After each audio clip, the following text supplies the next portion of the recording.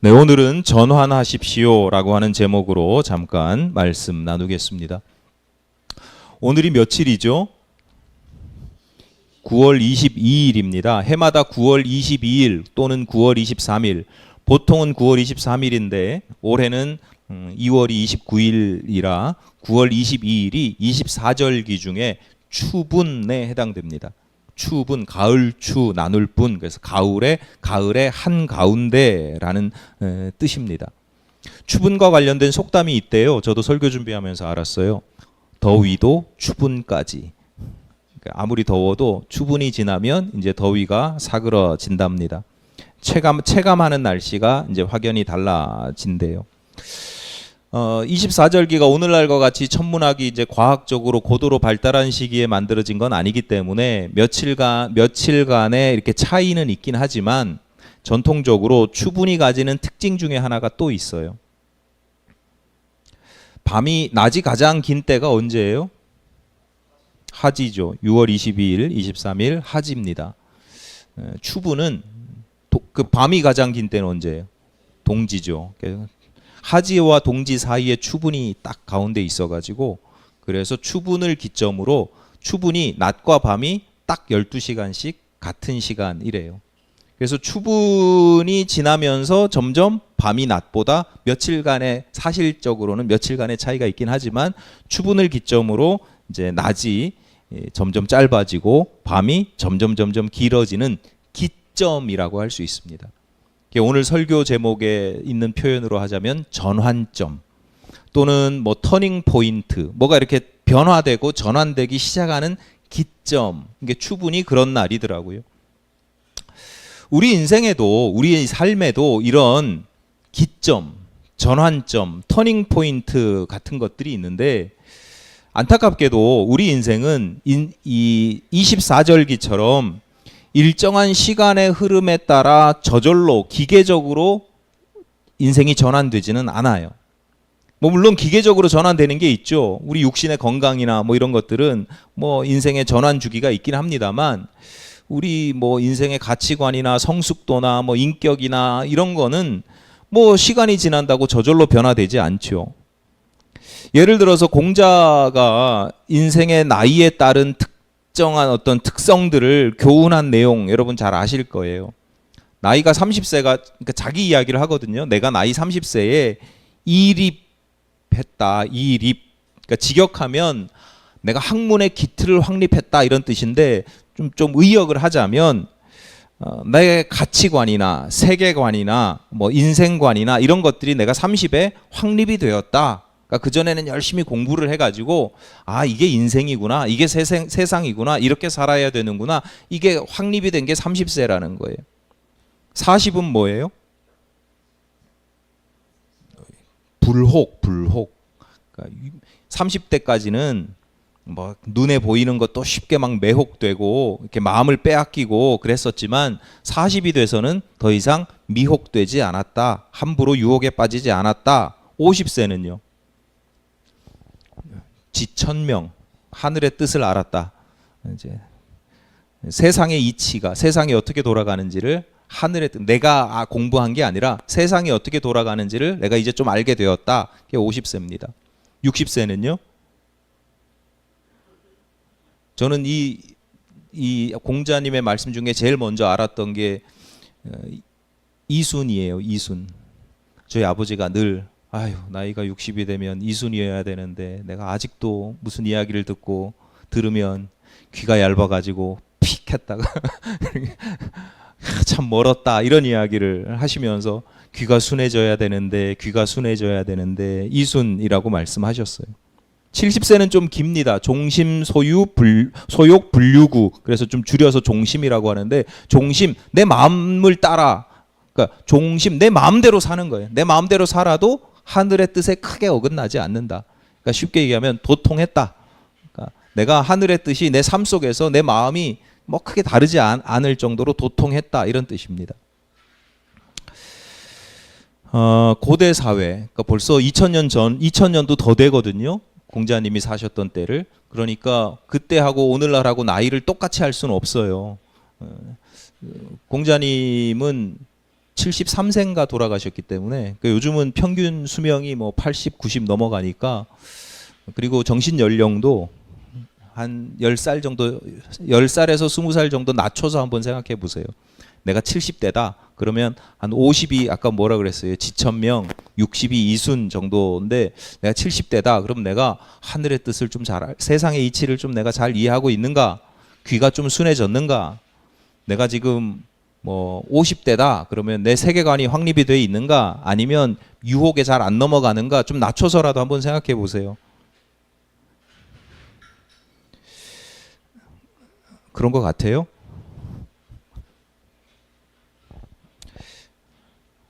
여전히 하늘의 뜻도 잘 모르겠고 세상이 어떻게 돌아가는지도 모르겠고 세상 돌아가는 거 보면 화만 나고 누가 나한테 이런 얘기하면 마음이 한번 픽 했다가 저런 이야기하면 마음이 한번 팽 했다가 여전히 그러신 경우들이 있죠. 우리만 그렇게 생각한 게 아니고 학자들도 그렇게 생각합니다. 공자님이 내가 이렇게 살았다라고 하지만 이 교훈은 나이가 그렇게 되면 저절로 그렇게 된다는 게 아니라 이 정도 나이가 되면 이런 정도의 품성이나 이런 어떤 걸 갖춰야 된다. 이 정도는 갖춰야 된다라고 하는 지침과도 같은 것이다. 그렇게 이해를 합니다. 중요한 교훈은 이겁니다. 나이를 먹는다고 저절로 나이값을 하게 되는 건 아니다. 저절로 그렇게 되는 건 아니다. 그러니까 여러분 어디 가서 혹시라도 말이든지 아니면 마음속으로라도 이런 생각을 하시면, 이런 말을 하시면 절대 안 돼요. 너 몇 살이야? 나이도 어린 놈의 자식이. 뭐 이런 얘기를 우리는 적어도 분당교회 오늘 설교 들으시는 여러분은 절대로 마음속으로라도 어린 놈의 자식이 뭐 이런 생각할 때 있잖아요. 겉으로 표현은 안 해도. 근데 사실은 그런 생각 안 하시는 게 좋습니다. 왜냐하면 그런 생각을 하는 것, 그런 말을 하는 것 자체가 나이값을 못하는 거예요. 나이값을 못한다는 증거예요. 여러분, 나이를 많이 먹은 것이 결코 자랑이 아닙니다. 왜? 나이를 많이 먹는다고 저절로 나이값을 하게 되는 건 아니니까요. 우리의 관심은 내가 그 나이에 맞는 나이값을 할 수 있도록 계속 부단히 노력하고 도를 닦고 기도하고 말씀을 가까이 해야 된다라고 하는 거예요. 그러니까 신앙적으로도 마찬가지예요. 히브리서 5장 12절 말씀에 이렇습니다. 때가 오래되었으므로 너희가 마땅히 선생이 되었을 터인데 너희가 다시 하나님의 말씀의 초보에 대하여 누구에게서 가르침을 받아야 할 처지이니 단단한 음식은 못 먹고 젖이나 먹어야 할 자가 되었도다. 신앙생활 10년을 하고 20년을 하고 30년을 해도 그 이상 아무리 오래 해도 도무지가 변하지가 않고 성숙되지가 않는 너희들, 조금 더 정확하게 냉정하게 말하면 변해야 할 것은 안 변하고 변하지 말아야 될 건 변하는 그런 모습들, 주님께서 얼마나 답답하시겠습니까? 여러분, 끊임없이 성도들은요, 끊임없이 변화하고 성장하고 성숙해져야 합니다. 제가 공자님의 말씀을 들고 뭐 이렇게 저렇게 말씀을 드렸지만 이 끊임없이 성장하고 성숙하고 변화되는 것, 조금 신학적인 표현으로 하면 이걸 성화라고 합니다. 날마다 거룩해지는 것, 성장되는 것, 성숙하는 것. 여러분, 우리가 드리는 예배가, 그리고 오늘 나에게 주시는 말씀이 내가 조금 더 거룩해지기 시작하는 기점이 되시기를 바랍니다. 언젠간 거룩해져야지 이게 아니라 말씀을 들을 때, 내게 도전이 될 때, 그래, 내가 지금부터 변화될 거야. 내가 지금부터 거룩해질 거야. 성숙해질 거야. 그 성화의 기점으로 삼는 사람들, 지금부터, 여기서부터 그 기점으로 삼는 사람들이 성숙한 사람들이다. 변화된다. 나이값을 하게 된다라고 하는 것입니다. 오늘 우리가 읽은 본문이 포함된 사도행전 9장은 사도 바울의 인생이 획기적으로 전환된 사건을 기록하고 있습니다. 근데 바울이 로마식 이름이에요. 그래서 사도행전 9장 지나면 이제 바울이라는 이름이 나오는데 9장까지는 그 원래 유대식 이름인 사울, 성경의 사울이니까 사울이라는 표현을 보면서 이게 왜 신약 성경에 구약 시대 왕 이름이 등장하나 이렇게 생각하지 마시고 이 사울이 곧 바울이다 이렇게 생각하시면 됩니다. 먼저 그 내용, 9장의 내용을 오늘 본문의 내용을 잠깐 말씀을 드리면 사울은 일종의 근본주의적인 신앙을 가진 유대교인이었습니다. 그러니까 근본주의라고 하죠. 보수보다도 더 근본주의적인 신앙인. 그래서 유대교의 율법이나 문자, 율법이나 규율을 문자 그대로 실천해야 하는, 철저히 지켜야 하는 사람이었어요. 그러니까 사울의 입장에서 보면, 그 시대의 사울의 입장에서 보면 예수는 이단의 수괴인 거고 예수 공동체는 그 이단 공동체인 거예요.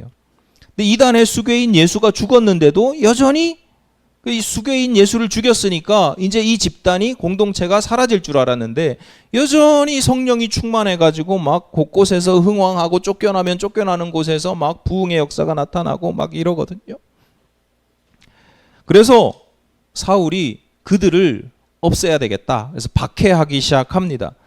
그 박해하고자 하는 열심이 얼마나 심했던지 막 곳곳에서 박해를 하고 스데반도 집사 스데반도 막 죽이는데 앞장서기도 하고 하다가 수백 킬로미터나, 요즘도 수백 킬로미터 떨어지면 전 잘 안 가거든요. 운전하고 갈 수 있는 시대에도. 근데 그 시대에 수백 킬로미터나 떨어져 있는 다메섹, 그러니까 요즘으로 하면 다마스커스입니다. 그 다메섹에 예수 믿는 공동체가 있다더라. 뭐 그런 이야기를 듣고 거기로 가서 박해를 하려고 거기까지 가는 길이었습니다. 잡으러 다메섹에 거의 이르렀을 때 그 길에서, 다메섹을 눈앞에 둔 그 길에서 일종의 신비 체험을 합니다. 하늘에서 갑자기 빛이 나고 음성도 들려요. 사울아 사울아 네가 어찌하여 나를 박해하느냐. 그래서 사울이 바닥에 엎드려서 묻습니다. 누구십니까? 누구신데 저에게 박해를 하냐고 그러십니까? 그랬더니 나는 네가 박해하는 예수다라는 대답을 들려주세요. 그리고는 몇 가지 말씀을 하시죠. 너가 다메섹에 가면 한 사람을 만날 거야. 내가 한 사람을 너한테 보낼 거야. 그렇게 예고도 하셔요. 그때부터 사울이 눈이 보이지가 않습니다. 눈이 멀어요, 갑자기. 그래서 다메섹에 들어와서 어디 집에서 이제 갑자기 이상한 일을 경험하고 눈이 멀었으니까 밥도 못 먹고 아무것도 못 하고 얼마나 당황스럽고 황당한 나날을 보냈겠어요. 이게 사흘째 되던 날에 예수님께서 제자 아나니아를 보내시는 거예요. 그래서 오늘 우리가 읽은 본문이 제자 아나니아를 보내면서 아나니아에게 너 가라 그랬더니 아나니아가 아니 그 사람이 누군지 아시지 않습니까? 왜 제가 갑니까? 이렇게 하니까 뭐 이렇게 설명하고 그러면서 보내는 얘기가 오늘 읽은 본문이에요. 어쨌거나 아나니아가 사울에게 가서 예수님의 명령대로 안수합니다. 그랬더니 사흘 동안 닫혀있던 눈이 열리게 됩니다. 본문 18절입니다. 즉시 사울의 눈에서 비늘 같은 것이 벗어져 다시 보게 된지라 일어나 세례를 받고. 그러니까 세례를 받고 이렇게 했지만 이렇게 이게 뭔 얘기하지만 사흘 동안 사울이 마음에 믿음이나 뭐 여러 가지 면에서 변화가 있었던 거예요. 눈을 다시 뜨게 된 것뿐만 아니라 눈을 다시 뜨게 되자마자 세례를 다시 받았다. 그러니까 예수 믿기 시작했다라고 하는 거예요. 예수를 믿기 시작했다는 게 아니라 내가 이제부터 예수로만 살겠다라고 하는 확정, 다짐, 고백, 결단을 했다는 거예요. 자, 사울이 주님을 만난 사건 그 자체로 사실은 뭐 중요하죠. 하늘에서 빛이 비치고 음성이 들리고 눈이 멀었다가 사흘 만에 다시 보게 되는 그 사건 자체가 그 나름대로 어떤 신비한 체험 자체가 의미가 있습니다. 그런데 그 이야기는 다음 주에 말씀을 드리고요. 오늘 우리가 주목하고자 하는 것은 이 사울이 이런 체험을 한 사건이 보다 중요한 의미를 갖는 것은 그 이후에, 이 체험 이후에 사울이 변화되었다라고 하는 거예요. 그러니까 그 인생이 이때를 기점으로 해서 전환되었다라고 하는 거죠. 그러니까 이때가 전환점이었다. 사울의 신앙과 삶이 어떻게 전환되는가? 뭐 간단하게 보면 우선 예수를 핍박하던 사람이었잖아요. 이 사울이 예수를 핍박하던 사람, 예수 믿는 사람을 핍박하던 사람이었는데 사울이 자신이 핍박하던 그 공동체의 일원이 되는 거예요.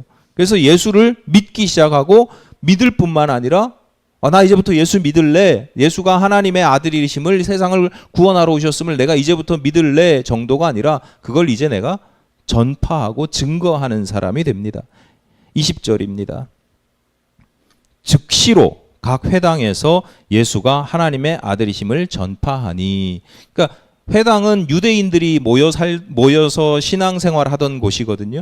주로 이제 이스라엘 말고 이제 다메섹처럼 이렇게 외국 이민자로 살아가던 디아스포라라고 하는데 이민자들이 살아갈 때 요즘도 한인교회 뭐 이런 게 있잖아요. 어디 외국에. 그런 것처럼 유대인들이 모여서 있던 회당에 가서 회당마다 찾아가가지고 마을마다 회당이 있었어요. 이 사람들이 유대교인들이 얼마나 신앙이 열심인지 그 회당마다 찾아가가지고 예수가 구원자라고 복음을 즉시로 전했다라고 하는 거예요.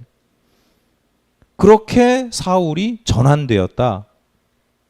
이전에 사울은 유대인들에게 존경과 칭찬을 받던 사람이에요. 왜냐하면 자기 유대교 신념을 지키기 위해서 열심히 누가 그렇게 수백 킬로미터나 떨어진 곳에 자원하여 달려가면서 수고하는 사람이 어디 있어요. 자원하여서 그렇게 하는데 존경과 칭찬을 받던 사람이었는데 그런데 22절입니다.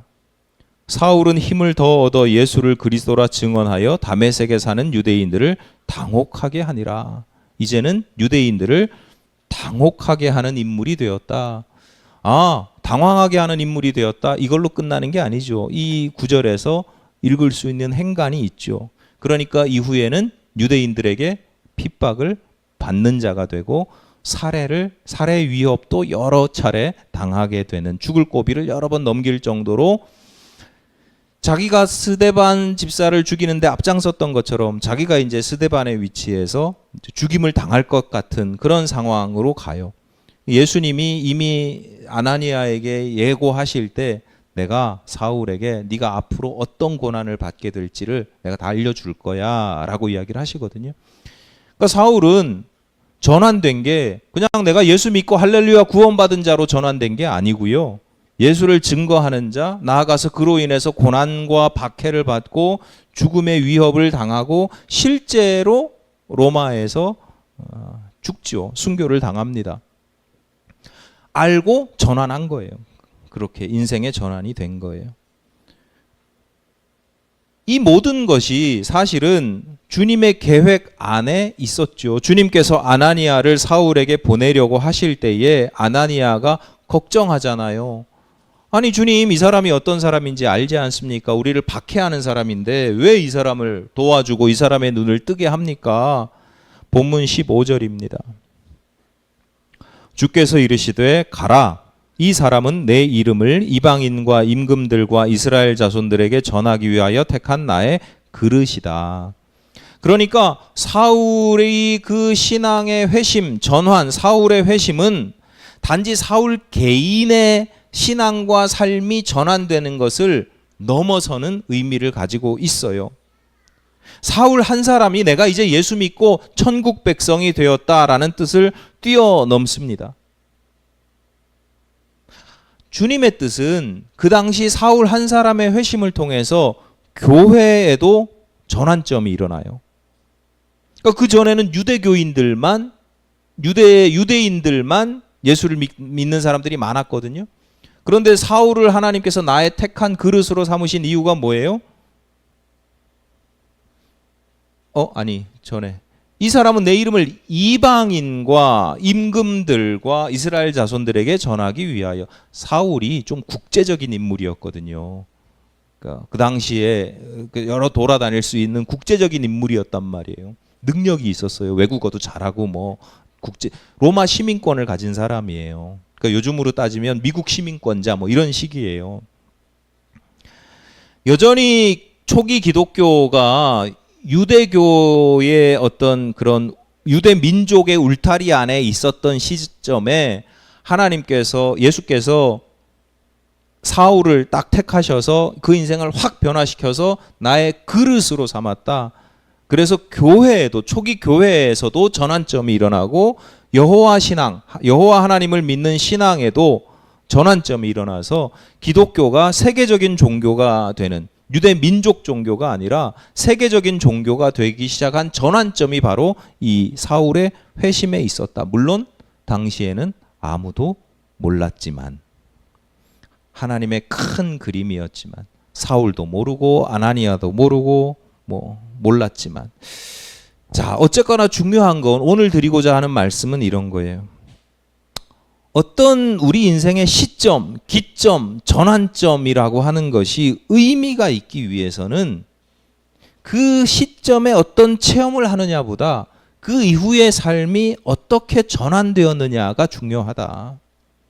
하늘에 음성이 들리고 빛이 비치고 눈이 멀었다가 다시 이렇게 보게 되는 신비 체험, 놀랄만 하죠. 그 당시 굉장히 당황스럽고 놀랄만 하죠. 신기한 일이 나한테 이루어지니까. 그런데 이거 사실 어떻게 보면 그 이후에 전환되는 것에 비해서 보면 이건 아무것도 아니라는 거예요. 제가 감리교회에서 자라났으니까 감리교회 목사가 됐잖아요. 감리교회에서 자라났으니까 목사가 되려면 감리교회에서 자라났으니까 감리교 신학대학교를 가야지. 그리고 서울에 있는 감신을 입학을 했어요. 입학을 하고 나서야 감리교 신학을 그제서야 배우는 거예요. 제가 여러분도 마찬가지. 감리교인이지만 내가 감리교 신학을 알아요, 뭘 알아요. 그러니까 저도 마찬가지예요. 감리교 신학을 그제서야 배우고, 그리고 가서 감리교를 창시하신 분이 존 웨슬리라고 하시는 그 당시 성공의 신부, 우리가 그냥 웨슬리 목사님 이렇게 이야기를 하는데, 존 웨슬리, 영국에서 사셨던 웨슬리 목사님에 대해서도 그제서야 배운 거예요. 그제서야 배우고 보니까 이 감리교 신학이, 감리교 신학이 웨슬리 목사님의 신앙과 사역이 얼마나 대단했는지를 그때서야 깨닫고 참 자긍심을 갖게 된 계기였습니다. 자긍심을 갖게 될 수 있었던 여러 가지 이유들이 있는데, 예를 한 가지만 들면, 여러분 오늘날에도 생명이라는 게, 사람의 생명이라는 게 종종 보면 얼마나 하찮게 여겨지는지 몰라요. 뉴스를 보면 그렇잖아요. 힘없는 서민들은 더더욱 그렇잖아요. 잊을만 하면 한 번씩 들려오는 안타까운 뉴스 중에 하나가 사람이 일하다 죽었다는 거예요. 아니, 요즘 세상이 어떤 세상인데 사람이 일하다 죽어요. 그것도 대기업, 큰 기업에서 일하다가. 하도 그런 뉴스를 자주 듣다 보니까 또 죽었나 보다 그렇게 관성이 생기지만 말이 안 되는 거죠. 여러분 가족 중에 하나가 누가 멀쩡히 일하다가 죽었다고 생각해 보세요. 근래에 제가 들었던 충격적인 이야기는, 아내가 일하는데 남편이 이틀인가 사흘인가 같이 일을 했었대요. 부업처럼. 아내가 열심히 자기 일을 하는데 자기 일이 순서가 밀려 있으니까 계속 그거 하느라 바쁜데 옆에서 누가 쓰러지는 걸 이렇게 쓰러졌대요. 쓰러지고 쓰러졌구나, 또 실려갔구나, 알고 나중에 보니까 남편이었대요. 그리고 그 남편이 죽었다는 소식을 듣습니다. 이게 21세기에 일어나는 일이에요. 우리가 하도 그런 이야기를 자주 들으니까 남의 이야기니까 그런가 보다 이렇게 생각하지만 이건 말이 안 되는 거예요. 일하다 사람이 왜 선진국에서는요, 이건 절대로 이해할 수 없는 한 해에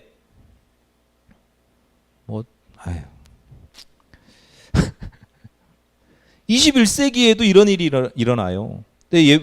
존 웨슬리 목사님이 사역하던 때가 언제냐면 18세기거든요. 영국에서 한참 산업혁명이 막 흥왕하던 시기예요. 막 기계가 들어오고 노동자들이 필요하고 탄광에서 탄을 캐야 되고, 왜냐하면 기계를 돌리려면 탄광에서 탄을 캐는데 저기 깊숙한 곳에 들어가는데 깊숙한 곳에 들어가야 되니까 그 5살짜리 아이들을 집어넣어가지고 작은 아이가 이제 작은 굴 속에 들어가서 손으로 캐고 그러던 시절이에요.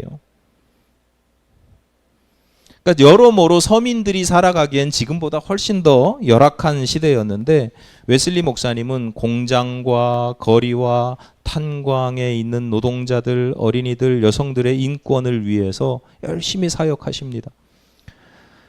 심지어 감옥에 수감되어 있는 이제 죄수, 범죄자들에게도 위로를 전하고 복음을 전해요. 근데 이게 오늘날의 무슨 인권 운동이 아니고 뭐 이런 이야기 하면 꼭 뭐 좌파 이런 얘기. 그런 게 아니고 그냥 순수하게 성경적으로 예수님께서 그러셨잖아요. 배고픈 사람이 있으면 먹이고 목마른 사람이 있으면 먹이고 아픈 사람이 있으면 찾아가주고 옥에 갇힌 사람이 있으면 찾아가주고 예수님 말씀대로 성경대로 그렇게 불쌍히 여기고 주님의 명령을 실천했더니 놀라운 부흥의 역사가 나타나는 거예요. 양적으로만 성장하는 게 아니고요. 그 당시에 노동조합들이 이제 산업혁명 시절에 이제 노동조합들이 막 생기는데 노동조합에 감리교인이 아니면 조합장이 되기가 어려운 감리교인은 사람들이 다 믿어요. 저 사람은 장난 안 해. 장난 안 쳐. 그러니까 노동조합 조합장이 되려면 감리교인이 돼야 되는 거예요. 그러니까 사람들이 어디 이사를 가고 이주를 할 수 있잖아요. 이주하면 가가지고 새로 사는 곳에서 내가 감리교인 저쪽에 어디 지역에서 감리교인이었다고 거짓말을 해요. 그럼 인정받으니까. 그래서 교회를 이주를 할 때는 이 사람이 감리교인이었다고 하는 증명서, 티켓을 써줘요. 요즘도 그게 우리 한국 감리교회 전통에 남아 있어서 이게 그 이명증서라고 하거든요. 그걸 써줘요. 근데 웨슬리 목사님이 처음부터 이렇게 탁월한 성과를 내고 이랬었냐? 그렇지 않았어요. 나름 신앙의 열심은 있었거든요. 자원에서 미 대륙, 아메리카 대륙에 선교하러 다녀오기도 했는데 성과도 별로 없고 그러니까 기쁨도 별로 없고 그런 좀 힘든 시절을 겪어요. 그러다가 어느 날 작은 기도 모임에 참석하게 됩니다. 그런데 그 기도회를 인도하던 사람이 뭘 읽었냐면 기도를 막 한 것도 아니고 기도회 이제 시작하면서 로마서 있죠. 신약 성경 로마서 주석서의 서문을 읽었대요. 로마서 성경 중에서도 로마서가 참 딱딱하거든요. 논리, 신학적인 내용들이 들어가서 그 재미가 없어요. 근데 그 로마서도 아니고 성경도 아니고 설교를 한 건 더더욱 아니고 주석서, 성경의 의미가 이게 무슨 뜻이야 라고 풀어놓은 주석서. 힘들어요. 주석서도. 신학적인 이 기초 지식이 없으면 주석서 읽는 건 더 힘들어요. 성경 읽는 게 차라리 낫지. 그 주석서를 읽었는데 그 주석서의 내용을 읽은 것도 아니고 주석서에 뭘 읽었다고요? 서문. 내가 이 주석서를 왜 쓰게 됐는지 이렇게 쓸 것이다 라고 서문을 읽고 있었대요. 그런데 인도자가 그 주석서의 서문을 읽고 있는데 그 당시에는요 설교자들도 별로 없고 신학을 제대로 교육받은 사람들이 없어가지고 어디 설교문이 있으면 설교문을 가져와서 그냥 읽어주는 게 그게 설교였어요. 그러니까 그런 시절이에요. 근데 그 주석서 서문을 듣고 있는데 회중석에 앉아서 듣고 있는데 갑자기 마음 한편이 따뜻해졌대요. 뜨거워진 것도 아니고 따뜻해졌대요. 이 사건을 웨슬리 회심 사건이라고 합니다. 해마다 5월이면 감리교회에서 웨슬리 회심 기념 집회도 열고 해요. 여러분 생각해 보세요. 마음이 한편이 따뜻해진 게 대단한 일이에요?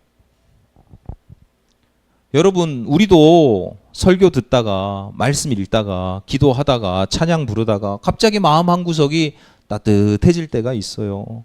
몽글몽글해질 때도 있고요. 뭉클해질 때도 있고요. 머리를 한 대 팍 주워 박은 것처럼 뭔가 아차 내가 놓치고 있었구나 깨닫게 되는 경우도 있고요. 그런 경우 있어요. 눈물이 고일 때도 있고요. 웨슬리 회심 사건이 굉장히 중요한 것. 웨슬리 한 사람이 회심된 것뿐만 아니라 감리교회가 변화됐고요. 그 당시에 영국 사회가 다 뒤집어졌어요. 그래서 무혈혁명이라고까지 표현을 할 정도로 혁명적으로 다 전환되는 그 사건이 마음이 따뜻해지는 그런 사건이 시작이에요. 웨슬리 회심 사건, 그 중요한 사건이 중요한 이유는 그가 경험한 신비 체험이 놀라웠기 때문이 아니라 그 이후의 삶이 그 이후의 삶과 사역이 180도로 전환되었기 때문입니다. 여러분, 주님께서는 우리에게 종종 은혜를 체험하게 하십니다. 말씀도 깨닫게 하시고요. 그 순간에 어떤 짜릿한 기분이나 행복한 감정을 누리라고 그렇게 하시는 걸까요? 그런 부분이 필요하다 하더라도 굉장히 적은 부분이고요. 하나님께서 우리에게 그런 감동을 주시는 가장 큰 이유는 그때로부터 우리의 신앙과 삶이 전환되기를 바라시기 때문입니다. 이전과는 다르게 믿고, 이전과는 다르게 생각하고, 이전과는 다르게 말하고, 이전과는 다르게 살아가라고 그런 감동을 주시는 거예요. 여러분, 우리는 끊임없이 전환해야 돼요. 내 삶의 방향이 항상 거의 다 99% 항상 보면 옳지 않거든요. 바르지 않거든요. 그러니까 끊임없이 전환할 준비를 하고 하나님의 뜻에 따라서 계속 전환하려고 노력을 해야 돼요. 그런데 내가 하면 할수록, 노력하면 할수록 잘 안 돼요. 기도해야지 하는데 잘 안 되고요. 이 말씀대로 순종해야지 하는데 잘 안 됩니다. 그럴 때 감사하게도 성령 하나님께서 강권적으로 역사하실 때가 있어요. 그럴 때를 놓치지 말아야 됩니다. 내가 성경 말씀 공부하고 잘 듣고 따르려고 하는데 그게 바람직한데 결과가 잘 안 나와요.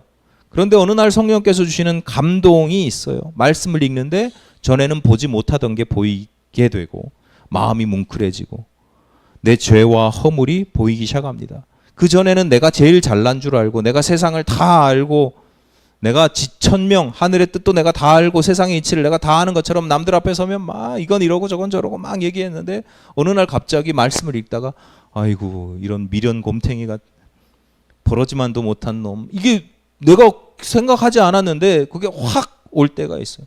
뭘 안다고 그렇게 너 1시간씩 2시간씩 남들 앞에서 그렇게 떠벌리고 있냐. 기도할 때도 마찬가지예요. 내가 기도하면 늘 하는 기도가 있는데 어느 날 갑자기 내가 생각하지도 않았던 기도가 내 입술을 통해서 나올 때가 있어요. 저만 그런가요? 주님께서 주시는 마음이 느껴질 때가 있어요. 그런 일이 왜 일어나냐고요.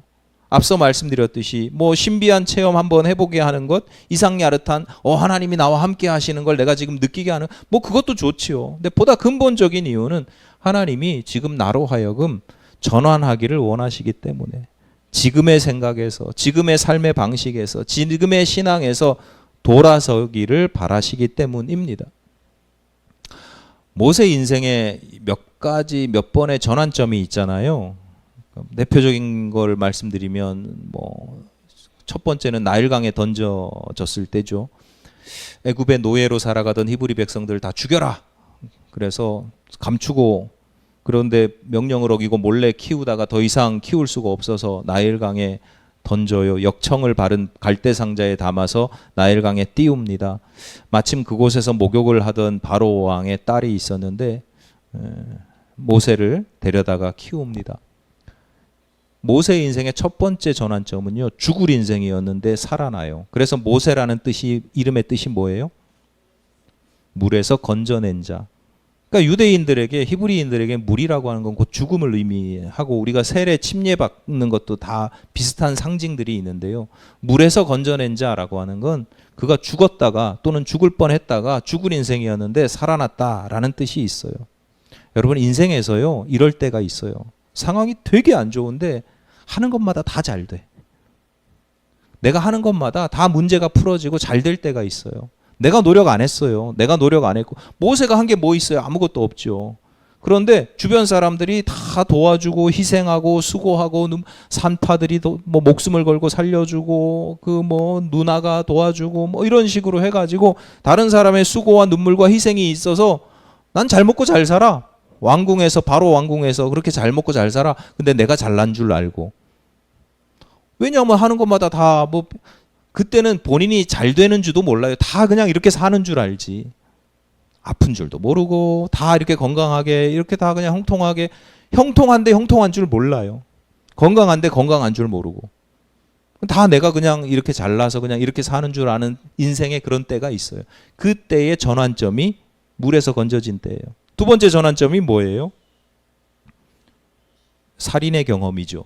그러니까 높은 신분에 거릴 것 없었던 청년 모세가 불의한 애굽 병사를 죽입니다. 자기 생각에는 자기는 옳고 저 사람은 나쁘니까 불의하니까 죽어도 마땅하다. 죽이고 모래더미 이런 걸로 시신을 덮어놨는데 잘 감춰놨다고 생각하는데 이것도 교만이에요. 완전 범죄할 수 있을 거라고 교만이에요. 근데 결국 들키잖아요. 소문이 금세 퍼져서 광야로 도망갑니다. 우연히 만난 여인의 집에서 이제 장가 가가지고 얹혀 사는 겁니다. 살다 보면 인생에 이런 때가 있어요. 뭐 할 수 있는 게 없고 나 자신이 얼마나 한심한 존재인지를 깨닫게 되고 늘 누군가에게 신세만 지면서 이렇게 도움만 받으면서 그렇게 의미 없이 살아갑니다. 그 세 번째 전환점이 있죠. 80세 때 양을 치러 가다가 장인어른 집에 양을 치러 가다가 산 아래에서 떨기나무에 불이 붙었는데 꺼지지가 않는 거죠. 그래서 그곳에 갔다가 하나님을 만납니다. 사명을 받습니다. 이후로 인생이 획기적으로 전환되는데 히브리 민족의 지도자가 되죠. 히브리 민족의 신앙적, 정치적 지도자가 됩니다. 그래서 히브리 민족을 애굽에서 탈출시키고 광야에서도 인도를 합니다. 자, 세 번의 전환점에서 가장 의미 있는 전환점이 몇 번째예요? 세 번째죠. 하나님 만난 사건이에요. 그러니까 성도들의 인생에서 뭐 이게 꼭 뭐 이런 법칙 이런 건 아니지만 성도들의 인생에서 가장 중요한 전환점을 만들어주는 계기가 뭐냐면 결국은 하나님 체험이에요. 말씀을 통해서든 기도를 통해서든지 내가 막 노력하려고 그러면 잘 안 돼요. 근데 하나님 만나주시면 하나님이 역사하시면 성령께서 나에게 감동을 주시면 놀라운 가장 의미 있는 전환점을 경험할 수 있어요. 자, 그런데 다시 말씀드리지만 그렇게 하나님이 만나 주셨어. 나를 감동을 주셨어. 왜? 전환하라고. 그냥 그 감동에만 하나님 만나는 것에만 관심을 가지시면 안 된다. 하나님을 만나면 누구나 다 모세처럼 거룩해지고 가치 있고 의미 있는 삶으로 전환되는가? 그렇지 않다. 모세는 긍정적인 예를 하나 든 것뿐이고 유다의 왕 히스기야가 어느 날 갑자기 죽을 병에 걸립니다. 선지자 이사야가 찾아와서 말씀을 전합니다. 너는 집을 정리해라. 네가 죽고 살지 못하리라.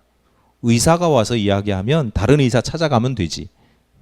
하나님의 사자가 나타나서 하나님이 이렇게 말씀하셨다. 첫 마디가 너가 죽을 거야 이게 아니고 집을 정리해라. 그 얘기한 다음에 죽을 거야. 히스기야가 기도를 합니다. 저 같으면 포기했을 텐데 기도를 합니다. 그 기도가 참 의미심장합니다. 열왕기하 20장 3절입니다. 여호와여 구하오니 내가 진실과 전심으로 주 앞에 행하며 주께서 보시기에 선하게 행한 것을 기억하옵소서 하고 히스기야가 심히 통곡하더라. 여러분 어떤 문제 앞에서 기도할 때 간구할 때 하나님 지금까지 내가 주님 앞에서 내가 얼마나 진실하게 살았는지 전심으로 살고 헌신했는지 헤아려 달라고 기도할 수 있는 분. 하나님 제가 이렇게 열심히 믿었잖아요. 이게 이렇게 기도할 수 있는 분. 이거 쉽지 않습니다. 히스기야가 좀 독특한 사람일 수도 있지만 어쨌거나 히스기야가 성향이 어떠했든 히스기야가 실제로 하나님 앞에서 성경의 평가는 실제로 히스기야가 하나님 앞에서 진실하게 전심으로 살아가려고 굉장히 애쓰고 노력했던 사람의 손꼽힙니다. 그러니까 히스기야가 그렇게 기도할 수 있는 것이고 히스기야가 그렇게 기도했을 때 하나님께서 그 기도와 눈물을 들어주셨다. 그래 너 맞아 이렇게 살았으니까 내가 들어줄게 그러면서 15년을 더 살게 하십니다. 병을 고쳐주시고 15년을 더 살게 해요. 자, 그런데 중요한 건 뭐예요? 그렇게 하나님 체험했어요. 근데 그 15년 더 연장된 삶에서 그가 큰 실수를 합니다. 나라를 무너뜨릴 만한 죄를 짓습니다. 바벨론에서 사신이 찾아왔는데 말이 사신이지 다 사신을 빙자해가지고 다 서로 첩보도 이렇게 간첩질도 하고 다 그런 거거든요. 예나 지금이나. 근데 그 교만해가지고 내가 이렇게 병도 낫고 이렇게 내가 부강하고 그래서 그 나라의 무기고와 창고를 자진해서 다 보여줍니다. 첩자가 왔는데 몰래 내가 이거 좀 해야지 했는데 알아서 야 이거 봐 우리 얼마나 대단한데 라고 무기고를 다 보여준 거예요. 이런 멍청한 왕이 어디 있어요? 교만했기 때문입니다. 하나님께서 살려주셔서 그래요. 하나님께서 왜 내 병을 고쳐주셨는지 15년을 왜 더 살게 하셨는지에 대한 깊은 고민과 성찰이 없었기 때문에 그래서 하나님을 만난 기점 하나님 체험하고 병이 고쳐진 그 기점을 중심으로 신앙이 더 좋아져야 되는데 오히려 더 나빠지는 낮이 더 길어져야 되는데 밤이 더 길어지는 그런 기점이 되었다라고 하는 거예요. 여러분 하나님의 말씀을 깨닫고 은혜를 체험하고 놀라운 능력을 맛보는 것 다 좋습니다. 그러니까 사모하시기를 바랍니다. 그런데 훨씬 더 중요한 것은 그 이후로 내 삶과 가치관과 신앙이 긍정적으로 거룩하게 전환되는 것입니다. 그렇지 않으면 은혜와 축복을 받고도 깨달음을 받고도 그 은혜와 축복 때문에 망하는 인생이 되기도 합니다. 여러분은 지금 어떤 인생을 살아가고 계신 것 같습니까? 별 문제 없이 아무 일 없이 잘 살아가는 것 같아도 청년 모세, 중년 모세처럼 하나님과 전혀 상관없는 삶을 난 그냥 하나님 잘 믿고 잘 살아가는 것처럼 보이지만 청년 모세, 중년 모세처럼 그렇게 살아가는 경우도 있고요. 심지어 회심 전에 사울처럼 하나님의 아들을 박해하고 하나님의 사명을 회방하는 경우도 있습니다. 난 잘 믿고 잘 살아가고 있다고 생각하는데 그래서 하나님은 우리에게 전환해야 된다고 돌아서야 한다고 기회를 주시고 실컷 아무리 말씀해도 듣질 않으니까 강권적으로 역사하실 때가 있습니다. 그 부르심에 응답하시기를 바라고 힘들고 어려워도 순종하시기를 바랍니다. 박해하던 사울이 박해받는 사울이 된다는 거 결코 쉬운 일이 아니죠. 그런데도 그가 그 인생, 그 신앙을 전환합니다. 그래서 사울의 영혼이 살고 그 삶이 가치 있게 변화되고 그 시대를 변화시키고 기독교가 세계적인 종교가 되는 계기가 되는 그런 일들. 여러분 나의 작은 변화가 나의 작은 전환이 내 영혼만 살리는 게 아니에요. 우리 가정도 살리고 우리 교회도 살리고 이 시대를 전환시킬 수 있는 계기가 될 수 있어요. 그러기 위해서 전환하는 건 아니지만 하나님이 다 하나님의 섭리 안에서 그렇게 만들어 주기도 하십니다. 사울처럼 전환되시기를 바랍니다.